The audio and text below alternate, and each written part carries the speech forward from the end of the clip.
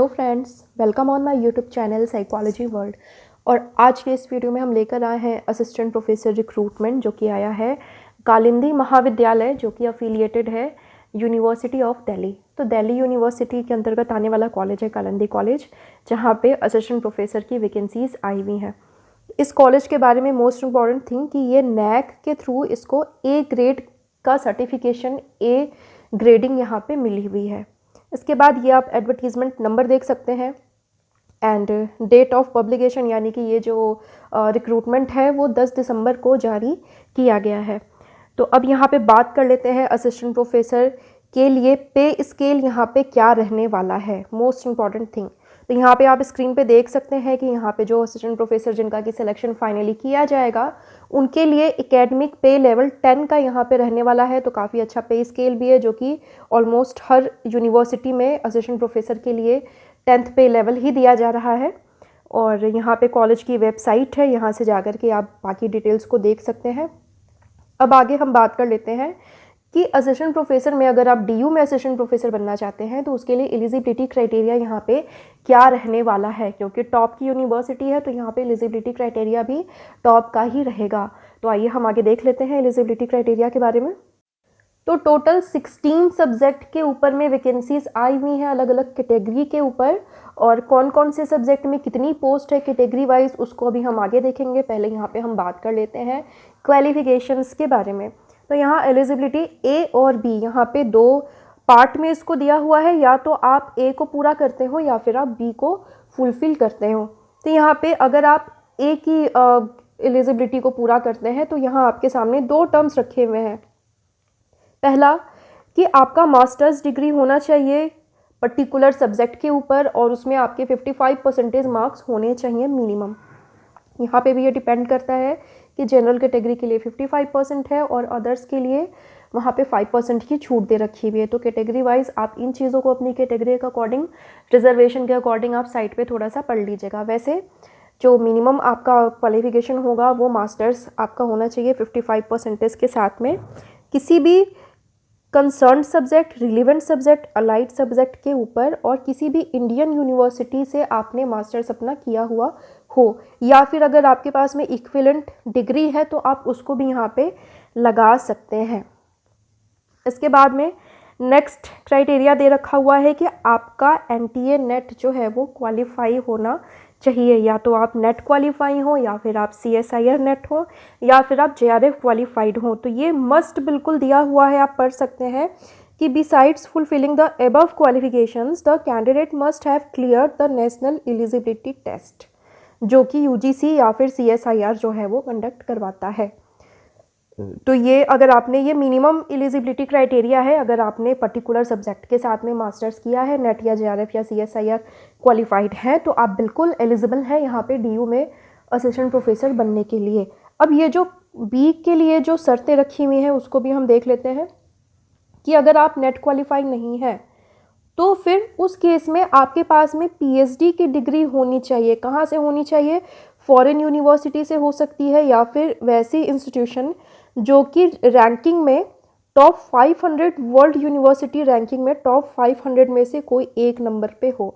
तो ये चीज़ आप देख लीजिएगा। यहाँ पे QS का जो ग्रेडिंग आता है, ग्रेडिंग आई थिंक आप जानते ही होंगे, आपने नेट क्वालिफाई किया है, नेट में भी एग्जाम्स पूछे, मतलब नेट के एग्जाम में भी ऐसे क्वेश्चंस पूछे जाते हैं, यूनिवर्सिटी की रैंकिंग से क्वेश्चंस पूछे जाते हैं। तो QS रैंकिंग, नेक रैंकिंग आपको पता ही होगा, बट अगर आपको नहीं पता है तो आप मुझे कमेंट करके लिख दीजिएगा, मैं नेक्स्ट वीडियो रैंकिंग के ऊपर में मैं बना दूँगी। और यहाँ पे the Times Higher Education THE भी रैंकिंग करता है। ये एक इंटरनेशनल लेवल की रैंकिंग है, QS और THE, और इसके साथ ही साथ में ये ARWU, ये भी एक इंटरनेशनल लेवल की रैंकिंग है। तो यहाँ पे जो इंटरनेशनल लेवल की रैंकिंग्स में से आपकी यूनिवर्सिटी, आपने वहाँ से PhD किया हो, जो कि 500 टॉप 500 में से कोई एक यूनिवर्सिटी हो, तो आप DU में अप्लाई कर सकते हैं। तो आई थिंक यहाँ तक आपको चीज़ें क्लियर हो गई होंगी एलिजिबिलिटी क्राइटेरिया के बारे में। अब हम आगे देख लेते हैं। यहाँ कुछ जनरल नोट दिए हुए हैं, और यहाँ पे प्रॉपर ये चीज़ें दे रखी हुई हैं कि ये जो रिक्रूटमेंट है वो डायरेक्ट रिक्रूटमेंट है, और यहाँ पे आप अप्लाई करेंगे। अगर आप शॉर्टलिस्ट होते हैं तो आपको इंटरव्यू के लिए बुलाया जाएगा। अब यहाँ पे आप शॉर्टलिस्ट कैसे होंगे, तो ये मेरिट आपका बनेगा। मेरिट में अगर आप शॉर्टलिस्ट होते हैं फिर आपका इंटरव्यू लिया जाएगा, फिर फाइनल मेरिट और कट ऑफ के बेसिस पे आपका सिलेक्शन यहाँ पे किया जाएगा। इसके बाद में ये चीज़ बताई गई है कि मिनिमम जो एलिजिबिलिटी है वो नेट है यहाँ पे अपॉइंटमेंट ऑफ असिस्टेंट प्रोफेसर। तो नेट की वैल्यू कुछ टाइम पहले ये चीज़ें आ रही थी कि नेट की कोई वैल्यू नहीं है, बट देखिए ऐसा कुछ नहीं है। ऐसी अफवाहों में मत आइए। जो भी कैंडिडेट, जो भी एस्पिरेंट्स नेट की तैयारी कर रहे हैं वो करते रहिए और कोशिश करिए क्वालिफाई करने के लिए, क्योंकि आगे चाहे चीज़ें जितनी भी चेंज हों लेकिन नेट की जो इम्पोर्टेंस है वो हमेशा ही रहेगी। और इसके बाद ये पीएचडी डिग्री अवॉर्डेड के बारे में यहाँ दे रखा है। रूल्स एंड रेगुलेशन 2016 वाले रेगुलेशन के बारे में भी दे रखा है कि आपने उसके बाद किया है या उससे पहले किया है, तो अपने अकॉर्डिंग आप इसको पढ़ लीजिएगा। 2009 का भी रेगुलेशन यहाँ पे दे रखा है, तो उसको आप देख लीजिएगा कि आपने पीएचडी कब की, और इसके बारे में भी कुछ चीज़ें यहाँ पे इंपॉर्टेंट नोट में दे रखी हुई हैं। और इसके साथ ही कुछ और चीज़ें भी हैं, जैसे कि आपकी पीएचडी डिग्री जो है वो रेगुलर मोड में होनी चाहिए। तो वैसे भी पीएचडी आप जहाँ से भी करें आपको रेगुलर मोड में ही करना है। आप अगर प्राइवेट मोड में करते हैं तो उसको मान्यता नहीं दी जाती है। और इसके बाद में an open PhD viva was work of the candidate has been conducted. और यहाँ पे कैंडिडेट का किसी रेफर्ड यहाँ पे कुछ जर्नल्स दे रखे हुए हैं कि आपका एटलीस्ट 2 पेपर जो है यानी कि 2 आर्टिकल्स जो है वो आपके किसी भी जर्नल में पब्लिश्ड होना चाहिए। तो ये चीज़ें दे रखी हुई हैं, इसको भी आप पढ़ लीजिएगा डिटेल में। मोस्टली जो इम्पोर्टेंट चीज़ है वो है कि आपके पास एलिजिबिलिटी क्राइटेरिया क्या है, तो मोस्टली वही है कि आपका 55% के साथ मास्टर्स हो एंड आपने नेट क्वालिफाई किया हो या फिर आपने पीएचडी किया हो। और रिलैक्सेशन के बारे में भी यहाँ पे देखिए दे रखा हुआ है कि relaxation of 5% shall be allowed at the bachelors as well as the masters level of the candidates belonging to schedule caste यानी कि एसटी, एससी और ओबीसी और हैंडीकैप्ड कैंडिडेट्स। और यहाँ पे इनकी कैटेगरी दे रखी हुई है, यानी कि अनरिजर्व कैटेगरी को छोड़ करके बाकी जो भी कैटेगरीज हैं उनके लिए मिनिमम जो क्राइटेरिया है मार्क्स का मास्टर्स में वो 50% का रखा हुआ है। एंड तो ये आप देख लीजिएगा। और मोस्टली हमने मोटा मोटी चीज़ों को डिस्कस हमने कर लिया है इसमें, और बाकी तो नोटिफिकेशन जो है वो काफ़ी लंबा है। हाँ, फ़ी क्राइटेरिया के बारे में बात कर लेते हैं कि एप्लीकेशन फॉर्म जो है वो ऑनलाइन आपको सबमिट करना है। डीयू के वेबसाइट पे चले जाइएगा और फॉर्म सबमिट करने की जो लास्ट डेट होगी वो 26/12 होगी, यानी कि 26 दिसंबर 2022 तक आप अप्लाई कर सकते हैं। और यहाँ पे फ़ी क्राइटेरिया जो है वो जनरल, ओबीसी और ईडब्ल्यूएस कैटेगरी के लिए 500 के चार्जेस दे रखे हुए हैं, और इनके अलावा जितनी कैटेगरीज बच गई और वुमेन एप्लीकेंट्स के लिए भी यानी कि एसटी, एससी, पीडब्ल्यूबीटी और वुमेन एप्लीकेंट्स के लिए कोई भी शुल्क यहाँ पे नहीं लिया जाएगा। तो ये भी एक अच्छी फैसिलिटी यहाँ पे दे रखा हुआ है। और यहाँ पे मोस्टली यही चीज़ें हैं। एंड बाकी आप इसको पढ़ लीजिएगा। इवन मैंने मोटा मोटी सारी चीज़ों को यहाँ पे डिस्कस कर लिया है। अब हम फाइनली बात कर लेते हैं कि किस सब्जेक्ट में कितनी सीट अवेलेबल है कैटेगरी वाइज, जिसका कि वेट आप में से बहुत सारे कैंडिडेट कर रहे होंगे। तो चलिए अब हम इस चीज़ को डिस्कस कर लेते हैं। तो ये देखिए हमारे सामने वो पूरी लिस्ट आ गई है किस सब्जेक्ट में कितनी सीट अवेलेबल है कैटेगरी के साथ में। तो मैं इसको फटाफट से मैं डिस्कस करती जाती हूँ। आप इसको वीडियो को पॉज करके अपने सब्जेक्ट को अपनी कैटेगरी के अकॉर्डिंग आप नंबर ऑफ़ सीट को देख सकते हैं। तो बॉटनी में टोटल 9 वैकेंसीज़ हैं, अलग अलग यहाँ पे कैटेगरी भी दे रखा हुआ है। केमिस्ट्री में 11 सीट है, कॉमर्स में 4 सीट अवेलेबल है, कंप्यूटर साइंस में 10, इकोनॉमिक्स में 11 सीट अवेलेबल है, इंग्लिश में 14 सीट अवेलेबल है, जर्नलिज्म में 8 सीट अवेलेबल है, इन्वायरमेंटल साइंस में 3 सीट अवेलेबल है, जोग्राफी में 13 सीट अवेलेबल है, हिंदी में 12, हिस्ट्री में 9 सीट अवेलेबल है, मैथ्स में 11 सीट अवेलेबल है, और इसके बाद में म्यूजिक में 1 सीट अवेलेबल है, फिजिक्स में 7 सीट, पॉलिटिकल साइंस में 6 सीट अवेलेबल है, संस्कृत में भी 6 सीट अवेलेबल है, जूलॉजी में भी 7 सीट अवेलेबल है। तो इसको आप वीडियो को पॉज करके अपने सब्जेक्ट और अपनी कैटेगरी के अकॉर्डिंग आप देख सकते हैं।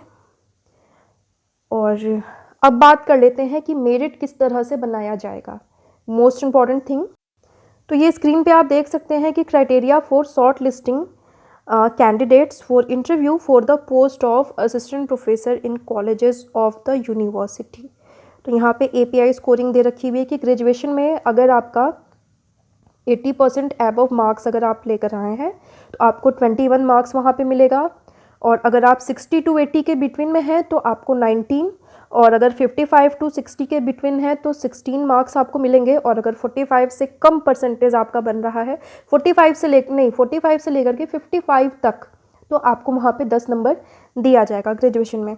इसी तरह से पोस्ट ग्रेजुएशन में भी दे रखा हुआ है कि 80+ अगर आप लाते हैं तो 25 मार्क्स, 60 to 80 लाते हैं बिटवीन तो आपको 23 मार्क्स मिलेंगे, और अगर 55% लेकर आते हैं, 55% से लेकर के 60% तक लेकर आते हैं तो आपको 20 मार्क्स यहाँ पे दिए जाएंगे। तो यहाँ पे बताया भी हुआ है कि 50% मार्क्स किनके लिए है, तो SC, ST, OBC, non creamy layer और PWBT। तो अगर आपका 55 to 60% है, या फिर 50% टू यहाँ पे इनके लिए दे रखा है कि 50 से 60% के बीच में अगर आपका परसेंटेज है तो आपको यहाँ पे 20 मार्क्स दिए जाएंगे।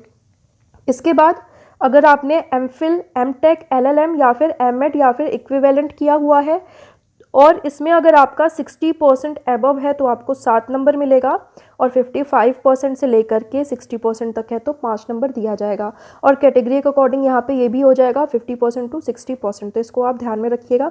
इसके बाद अगर आपने PhD किया हुआ है तो आपको 25 नंबर दिए जाएंगे। नेट विथ JRF है अगर आप तो आपको 10 नंबर मिलेगा, ओनली नेट है आप तो आपको 8 नंबर दिया जाएगा। इसके बाद आपके मिनिमम 2 पब्लिकेशन मांगे गए हैं यहाँ पे।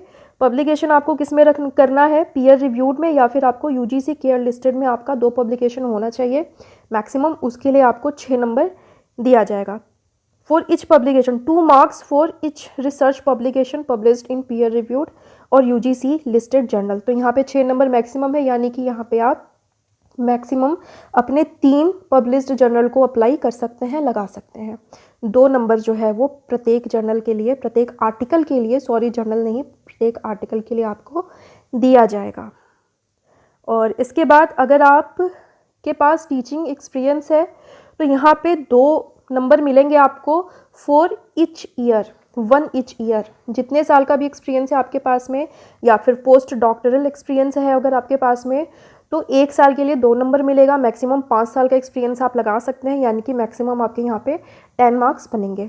इसके बाद अगर आपके पास में कुछ अवार्ड्स हैं, जैसे कि इंटरनेशनल या फिर नेशनल लेवल का अवार्ड है, या फिर इस तरह का कोई अवार्ड है अगर आपके पास में, तो उसके लिए मैक्सिमम आपके 3 मार्क्स आपको दिए जाएंगे। इसके बाद में स्टेट लेवल अवार्ड है अगर आपके पास में, तो उसके लिए 2 नंबर आपको दिया जाएगा। तो ये पूरा API स्कोरिंग है। इसको आप चाहें तो वीडियो को पॉज करके अच्छे से समझ सकते हैं, सारी चीज़ें यहाँ पे बिल्कुल क्लियरली यहाँ पे मेंशन है। इवन आप इसको जानते भी होंगे, और फिर भी अगर आपको अगर कुछ ऐसा है इसमें जो कि समझ में नहीं आ रहा है तो आप मुझे कमेंट कर दीजिएगा, मुझसे जहाँ तक हो पाएगा। अगर मुझे पता होगा तो मैं रिप्लाई दे दूँगी। और इसके बाद में एक्सपीरियंस के बारे में बताया गया है कि यहाँ पे temporary ad hoc contractual post doctoral basis shall be taken into account only if the candidate is drawing salary consolidated pay not less than minimum basic pay as prescribed by UGC plus applicable dearness allowance from time to time। तो यहाँ पे ये चीज़ आप देख लीजिएगा अपने experience के according. और यहाँ पे नोट दे रखा हुआ है कि MPhil, MTech, LLM, MEd और इक्विवेलेंट प्लस PhD अगर आपने इसमें से कुछ भी कर रखा हुआ है तो मैक्सिमम आपके 25 नंबर होंगे। नेट JRF है अगर आप तो मैक्सिमम 10 मार्क्स होंगे आपके। इन अवार्ड्स कैटेगरी में मैक्सिमम आपके 3 मार्क्स होंगे। इसके बाद में एकेडमिक स्कोर में मैक्सिमम आपके 84 मार्क्स होंगे। रिसर्च पब्लिकेशन में 6 मार्क्स होंगे, यानी कि 3 रिसर्च पेपर आप लगा सकते हैं। टीचिंग एक्सपीरियंस यहाँ पे 10 मार्क्स दिया जाएगा, यानी कि 5 साल का एक्सपीरियंस आप लगा सकते हैं। 2 मार्क्स पर ईयर के अकॉर्डिंग आपका यहाँ पे लगेगा, यानी कि टोटल स्कोर यहाँ पे बन रहा है आपका 100। अब इसके बेसिस पे जितने भी एप्लीकेशंस यहाँ पे आएंगे उसके बेसिस पे फिर कट ऑफ निकलेगा, मेरिट लिस्ट बनेगी, फिर आपको शॉर्ट लिस्ट किया जाएगा फॉर द इंटरव्यू। एंड यहाँ पे प्रॉपर दे भी रखा हुआ है short listing candidates criteria and process. So the screening committee will draw a list of all the candidates indicating the marks scored by them in descending order.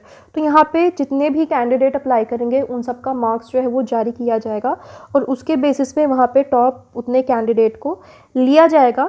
और यहाँ पे securing marks जो है वो 65 का है कि यूनिवर्सिटी या डिपार्टमेंट में बेसिकली आपका जो सिक्योरिंग मार्क्स होगा वो 65 का रहने वाला है। मिनिमम आपको इतना कम से कम लाना ही लाना है। और इसके बाद 5 मार्क्स जो है 5 नंबर जो है वो उसका रिलैक्सेशन दिया जाएगा किनके लिए, कैटेगरी वाइज SC ST और PWD कैंडिडेट्स को 5 मार्क्स का रिलैक्सेशन यहाँ पे दिया जाएगा। और यहाँ पे बाकी चीज़ें और दे रखी हुई है कि अगर 2 कैंडिडेट ऐसे होंगे जिनका कि सेम इक्वल मार्क्स अगर आया होगा तो वहाँ उस केस में क्या होता है कि डेट ऑफ बर्थ को देखा जाता है कि अगर प्रॉपर मेरिट सेम बन रही है तो जो उसमें सीनियर होते हैं उनको पहले चांस दिया जाता है। तो बाकी यही सारी चीज़ें हैं और ऑलमोस्ट मैंने चीज़ों को कवर यहाँ पे कर लिया है। फिर भी आप वेबसाइट पे चले जाइएगा एंड इसको ओपन करके, साइट को ओपन करके, ये एडवर्टीज़मेंट नंबर को ओपन करके पूरी नोटिफिकेशन को एक बारी पढ़ लीजिएगा। इसके बाद फॉर्म को फिल कर दीजिएगा। ऑनलाइन अप्लाई करना है आपको। और यहाँ पे हमने सब चीज़ें डिस्कस कर ली हैं। फिर भी अगर आपके मन में कोई डाउट हो, कोई क्वेरी हो तो आप मुझे कमेंट कर दीजिएगा। मैं पूरी कोशिश करूँगी आपको रिप्लाई करने की। सो आज के लिए इतना ही। Thank you so much.